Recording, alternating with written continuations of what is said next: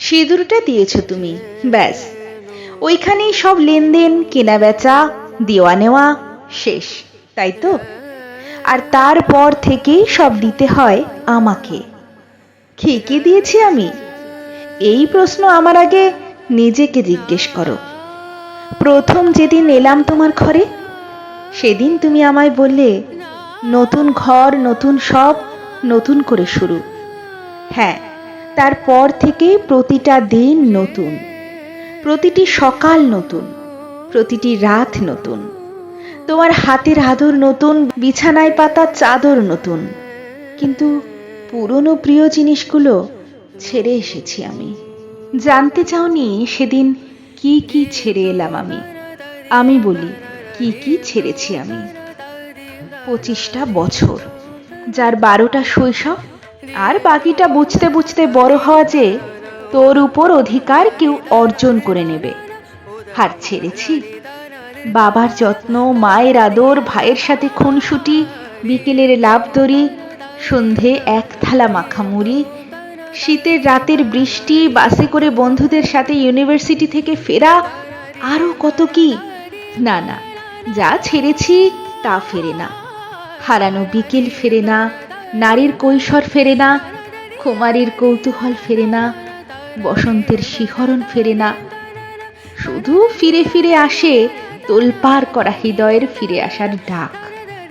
এগুলো সব ছেড়ে আমায় নতুন করে শুরু করতে হলো।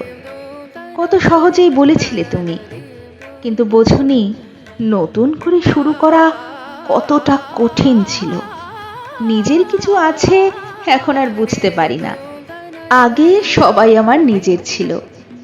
মায়ের গহনা নিজের ছিল, বাবার উপহার ভাইয়ের সাথে ভাগ করে নেওয়া ছিল, তবু তো নিজের ছিল। ব্যস্ততাতেও মায়ের খাইয়ে দেওয়া ছিল, মায়ের হাতের রান্না, তাও তো নিজের ছিল।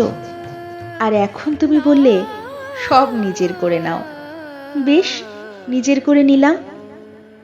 তোমার মাকে মা বলে নিজের করে নিলাম, তোমার ঘরকে আপন বলে নিজের করে নিলাম, তোমার নামের পদবিখানা নিজের করে নিলাম, রাতে দুপুরের সব আবদার নিজের করে নিলাম, তোমার ছেলের সব বায়না নিজের করে নিলাম, সবাইকে খাইয়ে সব শেষে খেতে বসা নিজের করে নিলাম, কাক ভরে জেগে ওঠা নিজের করে নিলাম।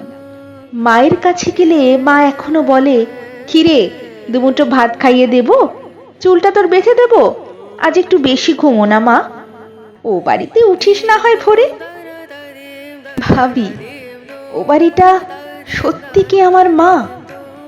ওখানে আমি কারোর স্ত্রী, কারোর মা, কিন্তু কারোর মেয়ে তো নই মা। এখানে আমি তোমার মেয়ে, ঠিক যেমন ছিলাম আগে। তাই এখনো যখন এ বাড়িতে ফিরি, মনে হয় মা, এটাই আমার বাড়ি, আর ওটা শ্বশুর বাড়ি।